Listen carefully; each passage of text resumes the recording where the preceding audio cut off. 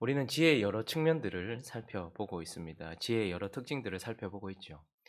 지혜의 공개성에 대해서 살펴보았고, 우리는 어제 지혜의 은밀성에 대하여 살펴보았습니다. 지혜는 자기 자신을 감춘다라고 말씀을 드렸죠. 누구에게 감춥니까? 자기 자신을 갈망하는 자, 지혜를 부르고 지혜를 향해 소리를 높이고 지혜를 구하고 지혜를 찾는 자, 그 안으로 자신을 감춘다라고 말씀을 드렸고, 그리고 그 안에서 은밀하게 일하시는 지혜에 대하여 우리가 어제 말씀을 나누었습니다.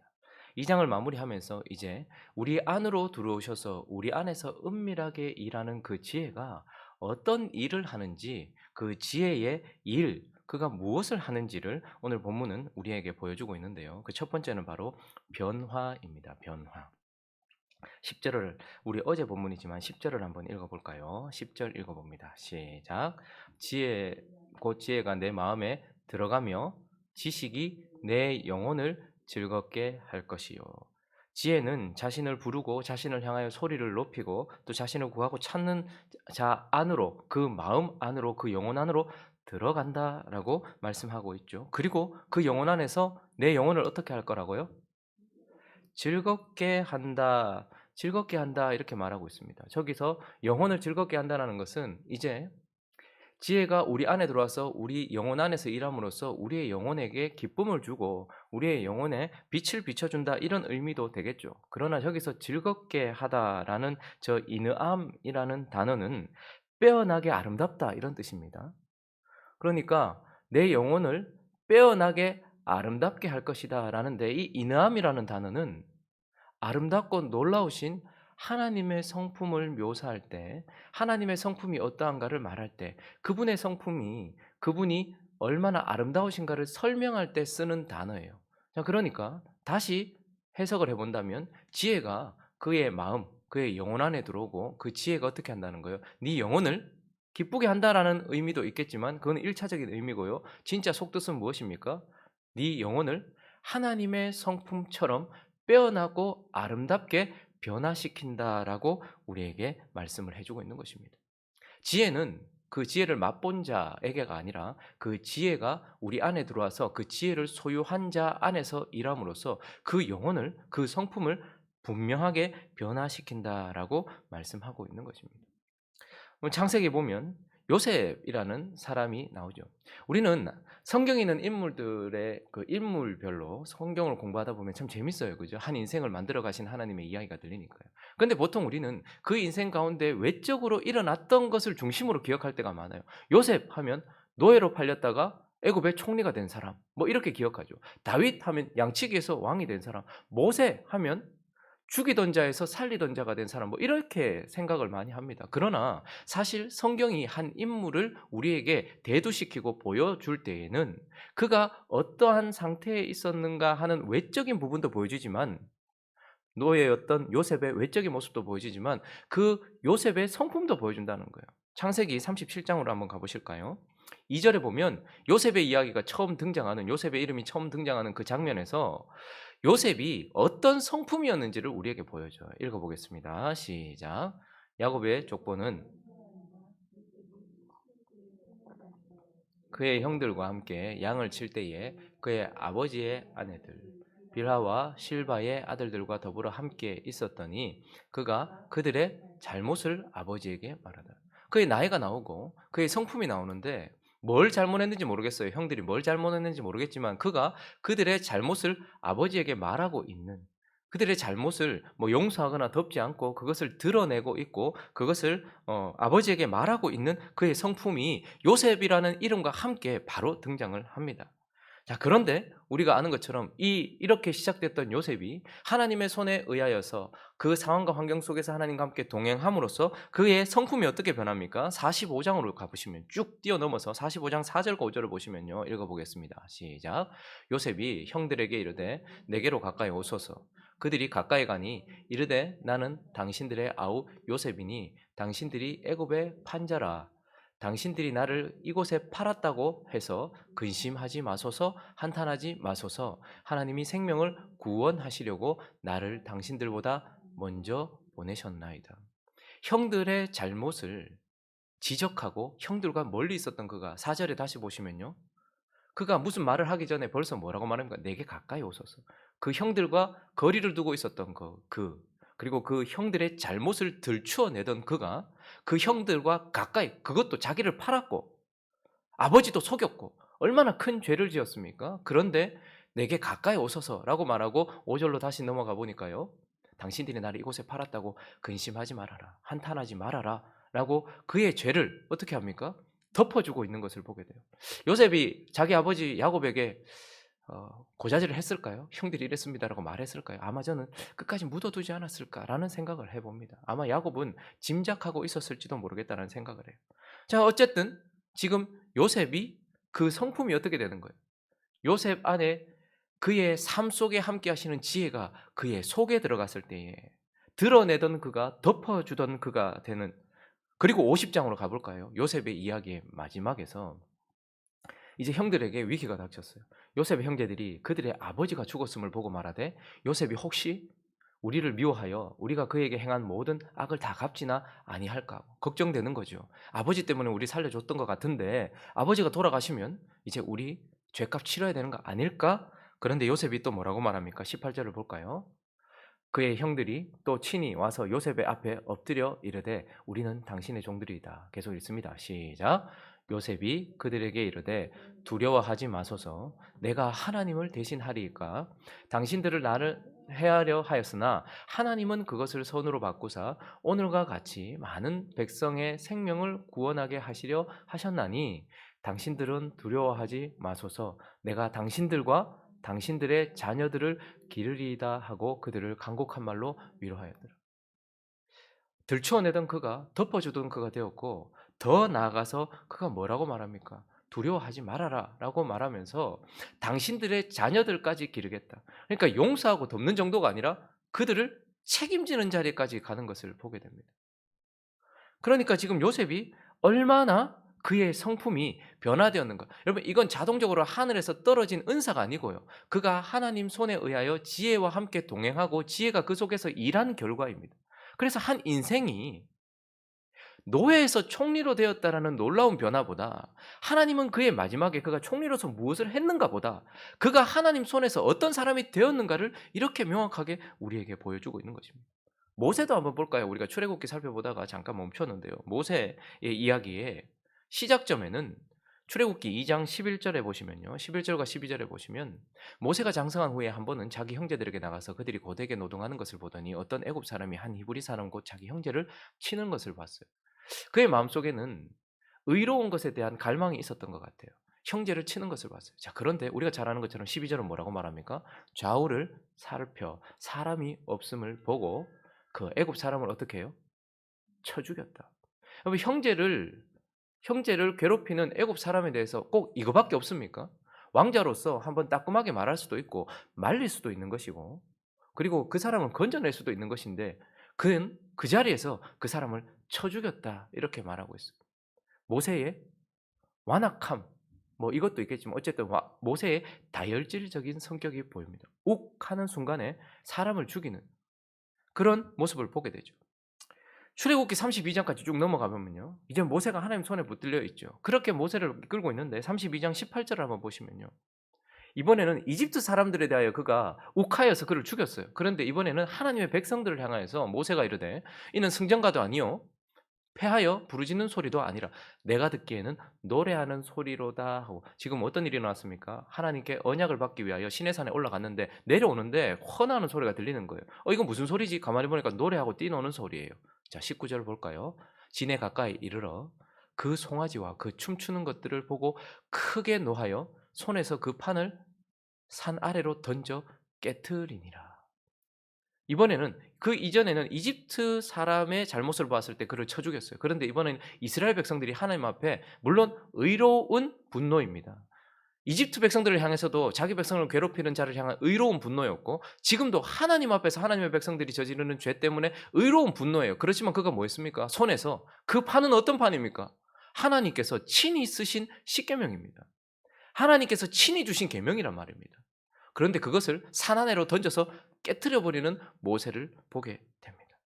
그렇지만 보십시오. 모세의 성품이 어떻게 변하는지 32절로 넘어가 볼까요? 그 이전에는 자기를 알아보지 못하던 형제들, 그래서 떠나버리잖아요. 미디안으로, 광야로 떠나버리잖아요. 에이, 너희끼리 알아서 해라. 나도 모르겠다. 떠나버려요. 그러나 이번에 모세를 보십시오. 이제 그들의 죄를 사하시옵소서. 그렇지 아니하시오면 원하건대 주께서 기록하신 책에서 내 이름을 지워 버려 주옵소서. 그 이전과 달라진 모세를 보게 됩니다. 백성들을 향하여 자기의 생명을 걸고 있는 그의 변화된 모습. 그래서 그를 민수기에서는 이렇게 표현하고 있는데요. 민수기 12장 3절입니다. 시작. 이 사람 모세는 온유함이 지면의 모든 사람보다 더하더라. 이제 한글 개혁에는 승하더라 이렇게 얘기하죠. 여러분, 이 말씀은 우리에게 참 위로가 됩니다. 왜냐하면 모세가 처음부터, 여러분, 사람이 성품이라는 것이 처음부터 타고나는 것들이 많아요. 기질이라는 것들이. 그래서 원래부터 온유한 사람이 온유함이 더 승해졌다, 제일 높아졌다 이렇게 말하면 우리한테 좀 절망스럽죠. 그러나 모세는 이렇게 자기 자신을 온유하지 못했던 모습에서 온유한 모습으로 드러내고 있는 것을 보게 되는 것입니다. 그래서 모세는요, 그의 이야기 시작점에서 죽이던 자, 애굽의 사람을 쳐 죽였던 자였어요. 그러나 자기 백성들을 살리는 자 이렇게 되었어요. 그러니 모세가 왕자였다가 살인자가 됐다가 이스라엘의 위대한 지도자가 된다. 이런 외적인 변화도 참 중요하지만 지혜는 그 속에서 일하고 그 속에서 역사하여서 그 사람의 성품과 그 사람의 영혼을 변화시킨다라는 것을 우리에게 말하고 있는 것입니다. 이것뿐이겠습니까? 다윗, 베드로, 바울 누구나가 다 그 지혜가 그 속에 우리가 오늘 아침에 찬양했던 것처럼 주 예수 내 마음에 들어와 계신 후 내 행동만 변하는 것이 아니라 내 마음과 영혼이 변화되는 것을 우리에게 말해주고 있는 것입니다. 자, 그리고 오늘 본문에서는요, 또 지혜가 우리 안에서 우리의 영혼과 우리의 마음을 변화시키고 또 우리에게 무엇을 합니까? 그 지혜가 우리를 보호한다라고 말씀하고 있습니다. 자, 어제 본문 11절을 한번 읽어보시면요, 읽어볼까요? 시작. 근신이 너를 지키며 명철이 너를 보호하여 지킨다. 우리를 보호한다라고 말하죠. 오늘 읽었던 본문에서도 20절은 이렇게 말하고 있습니다. 시작. 지혜가 너를 선한 자의 길로 행하게 하며 또 의인의 길을 지키게 하리니. 우리를 지키고 우리가 걸어가야 될 길을 지켜준다라고 말하면서 지혜는 우리 안에서 우리를 보호한다라고 말씀하고 있어요. 자, 그런데 오늘 본문에서는 우리를 무엇으로부터 보호하는가? 그것에 대해서 명확하게 보여주고 있죠. 어제 본문에서는요, 남자들이 나와요. 무엇으로부터 우리를 보호하는가 하면 12절을 한번 읽어볼까요? 12절은 지혜가 우리를 누구로부터 보호하는지를 말해줍니다. 시작. 악한 자의 길과 폐역을 말하는 자에게서 건져낸다. 저기는 악한 남자, 폐역한 남자를 말해요. 그러니까 먼저 지혜는 악한 자라는 것은 하나님 앞에 죄를 범하는 것, 하나님의 계명과 우리의 양심을 거슬러서 죄를 범하는 것, 폐역하는 것은 뒤바꾸다 이런 뜻이거든요. 어쨌든 하나님의 뜻과 자기 뜻을 뒤바꿔서 자기의 뜻대로 하는 자, 어쨌든 죄를 범하게 하는 남자들로부터 우리를 보호한다라고 말해요. 그리고 우리가 오늘 읽었던 본문 말씀 16절과 17절은요. 이번엔 여자들에 대해서 말해요. 여자에 대해서 말해요. 16절 17절 있습니다. 시작. 지혜가 또 너를 음녀에게서 말로 호리는 이방 계집에게서 구원한다. 음녀와 이방 계집 같은 말이에요. 자, 여자로부터 보호하는데 그가 어떤 자인가? 17절 시작. 그는 젊은 시절의 짝을 버리며 그의 하나님의 언약을 잊어버린 자라. 음녀, 이방 계집. 근데 어떤 여자인가 하면 처음에는 남자. 근데 그 남자는 악을 행하고 폐역하는 하나님 앞에 죄를 짓고 죄를 짓게 만드는 남자들로부터 우리를 보호하고, 이번에 이 음녀는요, 젊은 시절에 짝을 버려요. 그러니까 육신의 짝을 배신한 자죠. 그리고 하나님의 언약도 잊어버렸어요.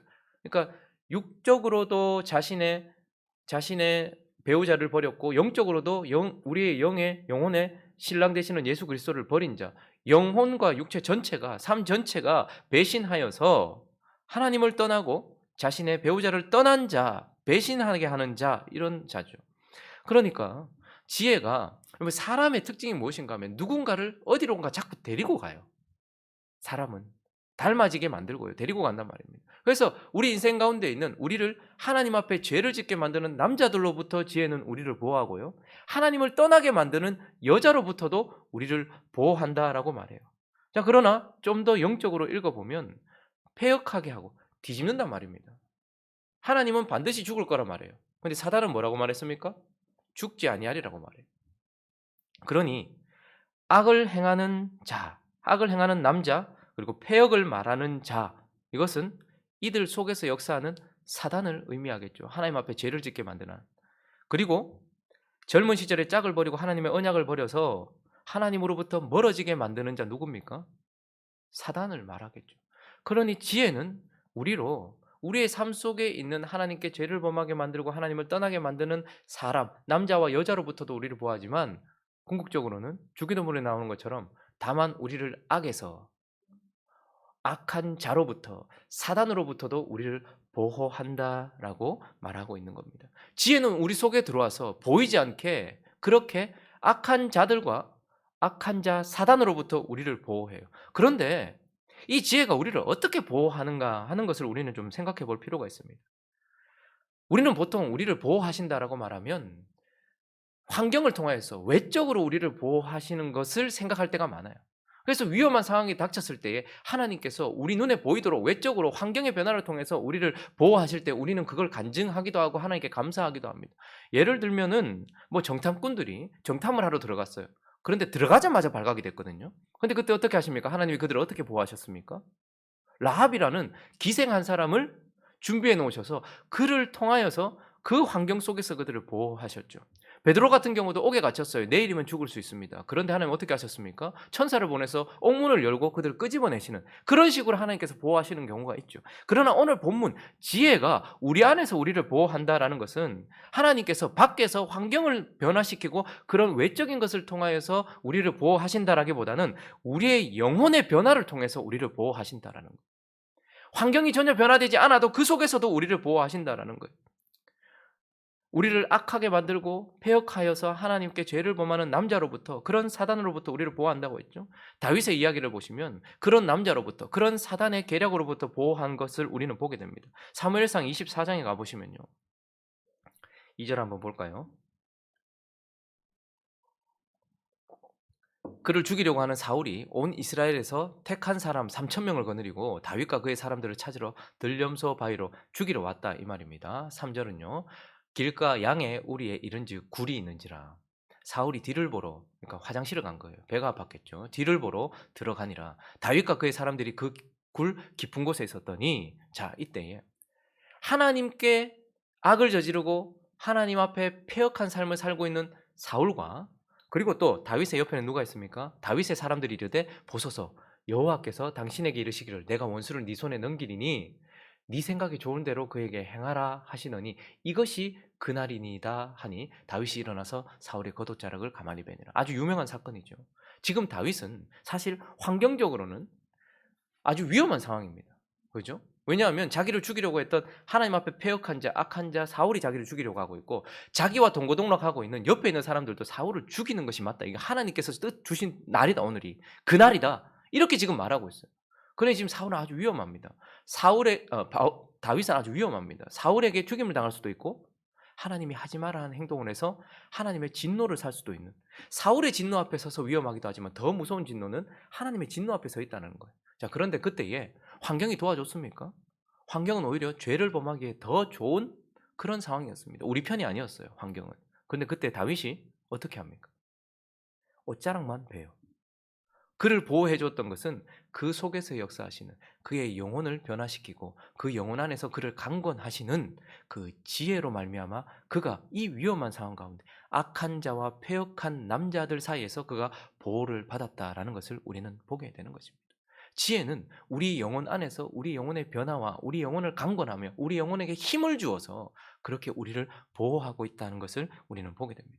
요셉의 이야기는요, 요셉의 이야기에서는 젊은 시절에 짝을 버리고 하나님의 언약을 버린 음녀와 이방 계집 같은 그런 여자로부터 보호받은 이야기를 우리에게 보여줘요. 39장을 보시면요, 이때도 환경으로 하나님께서 요셉을 보호해 주지 않았습니다. 그 후에 그의 주인의 아내가, 그 후라는 말은 요셉이 힘든 시기가 지났다라는 거예요. 보디발의 집에서 인정도 받고 편안함이 찾아왔을 때, 사람이 가장 위험한 때는요, 아무 어려움이 없는 평안한 때입니다. 사람이 힘들고 어려우면 근신하기도 하고 하나님께 의지하기도 하거든요. 그러나 아무 문제가 없는 상황이 되면 우리는 그때 참으로 하나님께 안타깝게 그런 상황 가운데 축복 주신 하나님 앞에서 죄를 범하게 되거든요. 그 후라는 것은 요셉이 편안한 삶을 살 때였습니다. 근데 그의 주인의 아내가 요셉에게 눈짓을 하다가 동침하기를 쳐내요.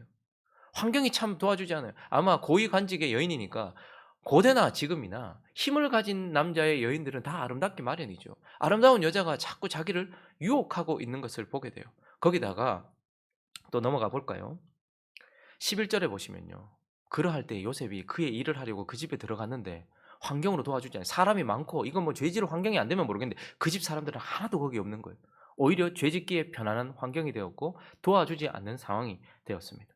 자, 그런데 그가 어떻게 했습니까? 12절에 보니까 그 여인이 그의 옷을 잡고 아주 강권하는 거예요. 그냥 유혹하는 정도가 아니라 나를 넘어뜨리려고 하는 거예요. 나와 동침하자. 그러나 요셉이 자기 옷을 그 여인의 손에 버려두고 밖으로 나갔어요.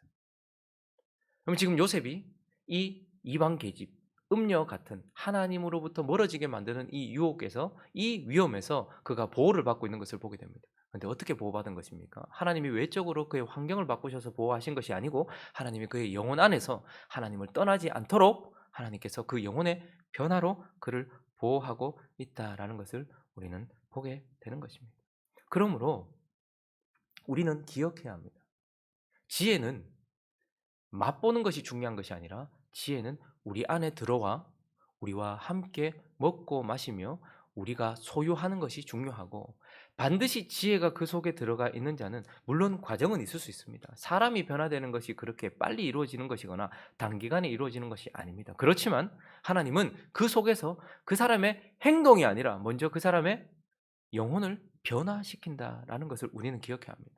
우리는 너무 쉽게 목사가 돼 가지고 장로가 돼 가지고 권사가 돼 가지고 집사가 돼 가지고 "사람 참 안 변해." 이런 말을 쉽게 합니다. 사실이 아닙니다. 진리가 아닙니다. 지혜가 우리 안에서 역사하면 그 지혜는 우리를 반드시 변화시킵니다. 그리고 그 영혼의 변화에 대한 보상으로서 우리를 보호한다라는 것입니다. 말씀을 정리하겠습니다. 열왕기상 1장 1 절부터 4 절을 보시면 예수 그리스도의 예표였던, 하나님이 그렇게 사랑했던 그의 종 다윗의 마무리가 등장합니다. 다윗 왕이 나이가 많았습니다. 늙어 이불을 덮어도 따뜻하지 아니하였습니다. 그의 시종들이 그에게 좀 기쁨을 주고자, 마지막 말년을 잘 보내주고자 다윗이 가장 좋아하는 것, 젊은 처녀, 가장 아름다운 여자를 그 왕에게 보내줬습니다. 그런데 어떻게 됩니까? 3절로 넘어가 보시면요, 이스라엘 사방 영토에서 그렇게 아리따운 처녀를 구하던 중 아비삭이라는 여자를 얻어서 주었어요. 그런데 마지막, 하나님께서 다윗의 이야기의 마지막 그 이야기를 마무리하시는 장면입니다. 읽습니다. 시작. 이 처녀는 심히 아름다워 그가 왕을 받들어 시중 들었으나 왕이 잠자리는 같이 하지 아니하였더라. 다윗의 이야기의 마무리 가운데 다윗이 목자였다가 왕이 되었고 최고의 왕이 되었다. 블레셋도 복속시켰고 나라들을 많이, 땅을 많이 차지하였으며 그때에 부강하게 되었고 성전을 건축하기에 필요한 모든 것들을 준비하였고 지혜로운 자기 아들을 두어서 그가 호요호식하면서 영광스럽게 살았더라. 이 말을 하면 얼마나 좋았겠습니까? 그런데 하나님이 다윗의 이야기의 마지막은 그가 무엇을 했느냐가 아니라 그가 어떤 사람이 되었느냐로 말하고 있어요. 음행 때문에, 음란한 마음 때문에, 여자 때문에 그가 하나님 앞에 죄를 범했던 그가 이제는 아리따운 여인이 그에게 와도 그가 명분 없이 여자에게 손대지 않는 사람이 되었다. 그리고 하나님이 그를 어떻게 보호하셨는가, 그것을 보여주고 싶으신 것입니다. 우리도 마찬가지겠죠. 오늘 이 아침에 우리가 우리 자신을 돌아보면서 하나님이 정말 우리를 통해서 드러내고 그리고 받고 싶으신 영광은 우리가 무엇을 하였느냐가 아니라 우리가 누구가 되었느냐, 우리 영혼의 변화와 그 변화에 대한 보상으로서 받는 보호, 하나님은 이것을 우리에게 드러내고 싶어 하신다는 것을 기억하면서 하나님의 말씀에 문제가 있거나 하나님에게 문제가 있는 것이 아니라 변화가 더디거나 변화가 없다면 내가 그 지혜를 소유하지 않고 내 속에서 그 지혜와 함께하지 않는 것이 문제라는 것을 기억하시기 바랍니다. 그래서 지혜를 내 마음 가운데 모셔드리고 그리고 그 지혜에게 내 자신을 드림으로써 영혼의 변화와 하나님의 보호하심 가운데 기쁨으로 살아가는 저와 여러분 되시기를 예수 그리스도의 이름으로 축원합니다.